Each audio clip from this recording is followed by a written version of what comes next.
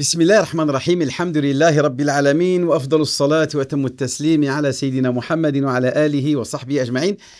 Toujours dans votre émission Qu'Imam me suive, réalisée par la Grande Mosquée de Paris. Aujourd'hui, nous continuons notre épopée, notre voyage, notre ascension avec notre prophète bien-aimé Mohammed sallallahu alayhi wa sallam, qui lui, à dos de sa monture ailée, qu'on appelait Al-Buraq, passe d'un ciel à un autre pour arriver enfin au 5e ciel. Au 4e ciel, il a laissé derrière lui notre prophète Idriss alayhi salam, qui est un des plus anciens prophètes selon la chronologie de la période de l'humanité, en commençant par Adam jusqu'à Sayyidina Muhammad sallallahu alayhi wa sallam. Donc au 5e siècle, au 5e ciel, il rencontre bien sûr Haroun ibn Imran, le frère de Moussa ibn Imran.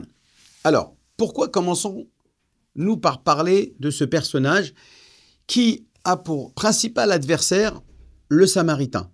Le Samaritain qui est ce personnage qui va réussir à convaincre le peuple d'Israël de vénérer le veau d'or.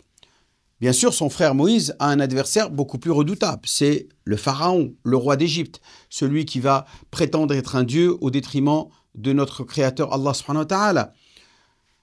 Alors donc, ce personnage a un rôle important. Déjà, qui est Haroun? Haroun est le grand frère d'à peu près 3 ans, de plus que Sayyidina Moussa, son petit frère, son cadet.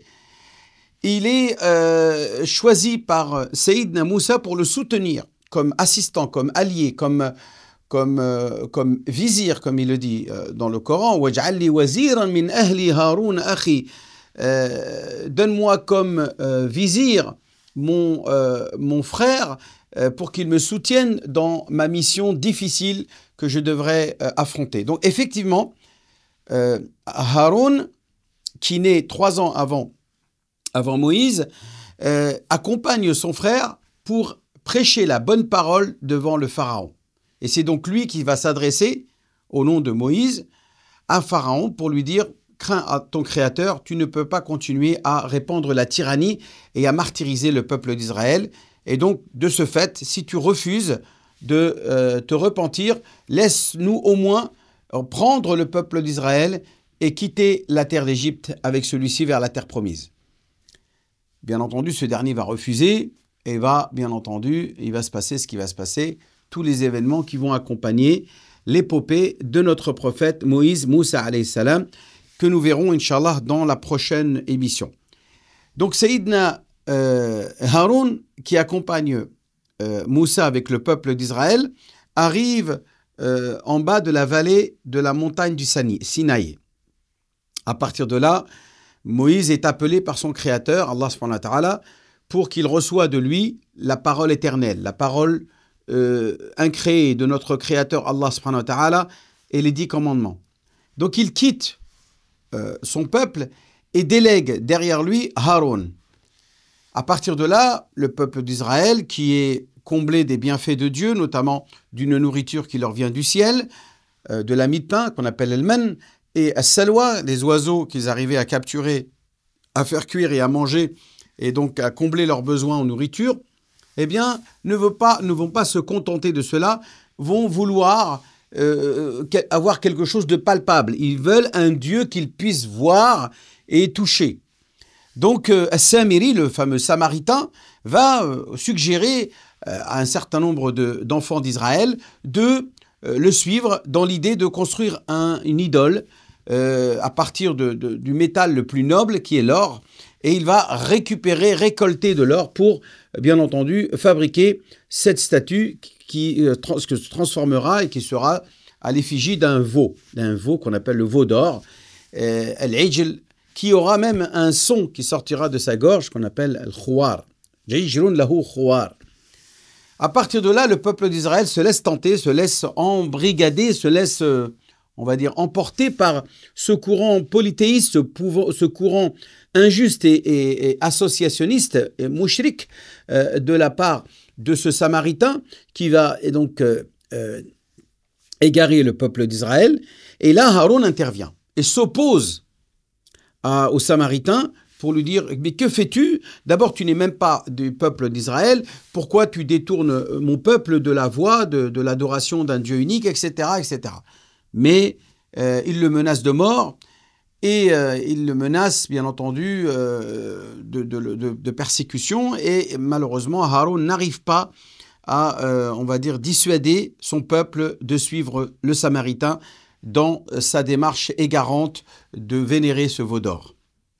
À partir de là, 40 jours passent et le peuple d'Israël est dans l'orgie, dans la mécréance, dans le polythéisme. Ils sont en train de vénérer le veau d'or au moment où est-ce que Moïse descend de la montagne. Il a entre les mains les planches de la parole de Dieu, les 10 commandements. À partir de là, il les jette au sol, il s'énerve et il regarde son frère avec un air colérique. Il lui dit « Mais qu'as-tu fait, Haroun? Comment as-tu laissé mon peuple vénérer des statues et des idoles au détriment d'Allah subhanahu wa ta'ala, qui est considéré comme le plus grand péché ?» Puisque Dieu, dans le Coran, il le dit clairement « Inna Allah la yaghfiru an yushraka bih » Dieu n'accepte pas et ne pardonne pas que l'on lui associe d'autres divinités. Il pardonne tout ce qui est moins que cela. Donc, il l'attrape par la tête et par la barbe, il commence à le secouer. Moïse fait ça à son frère, son grand frère. Il le secoue la tête, il secoue par la barbe, il le tire par la barbe. Et là, Haroun dira à son frère, « Yabna umma la ta'khud bi ra'si wa lihyati » Oh, fils de ma mère, ne me saisis ni par la barbe, ni par la tête. Mais il lui dira, mais alors pourquoi as-tu laissé le peuple d'Israël vénérer ce veau d'or? Et tu les as laissés tomber dans l'associationnisme. Ils ont abandonné l'unicité d'Allah. Qu'est-ce qu'il va répondre? Il va dire, eh bien, sache que je craignais en effet que tu me dises, tu as semé la division, c'est-à-dire que tu as rompu l'unité du peuple d'Israël. J'ai préféré rompre l'unicité d'Allah pour après les récupérer tous ensemble, que de rompre l'unité, de semer la zizanie et de les monter les uns contre les autres. Donc voilà, il y a eu un choix à faire. Haroun a choisi entre l'unicité et l'unité, de préserver l'unité, même s'il s'égare un certain temps, il sera capable de les ramener après avec l'aide de son frère Moussa. Mais les diviser, ça serait semer la discorde, créer la division et probablement répandre le sang et la mort d'un certain nombre de ce peuple, des membres de ce peuple-là. Et donc, à partir de là, Sayyidina Moussa comprend la sagesse de son grand frère de ne pas avoir semé la division parmi les peuples d'Israël. Et donc, à partir de là, il lui demande de respecter, de comprendre et de considérer son avis et sa stratégie, pourquoi il n'a pas opposé une partie du peuple d'Israël contre les autres.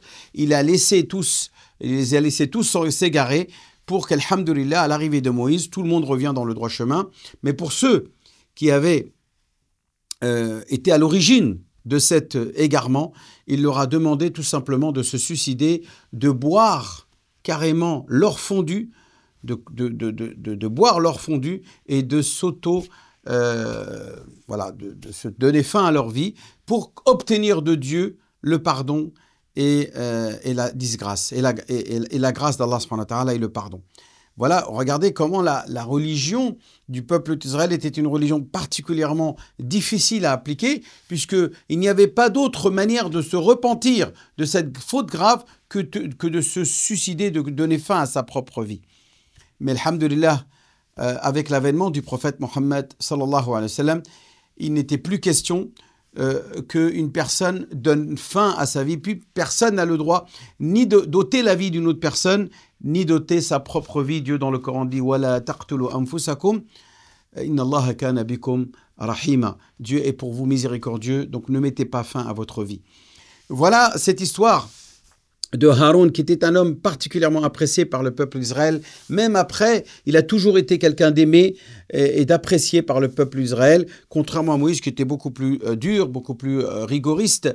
Et donc, il avait du mal à imposer son point de vue. Mais grâce à la douceur de son frère, il a réussi quand même à encourager le peuple d'Israël et le guider vers la terre promise. même si ces derniers ont refusé de rentrer à Jérusalem. Voilà pour cette histoire de Haroun. Et nous verrons, Inch'Allah, lors de notre prochaine émission, l'histoire de son petit frère Moussa, qui lui, au 6e ciel, va avoir une longue histoire que nous allons découvrir, Inch'Allah, prochainement. Wassalamu alaikum wa rahmatullahi ta'ala wa barakatuh.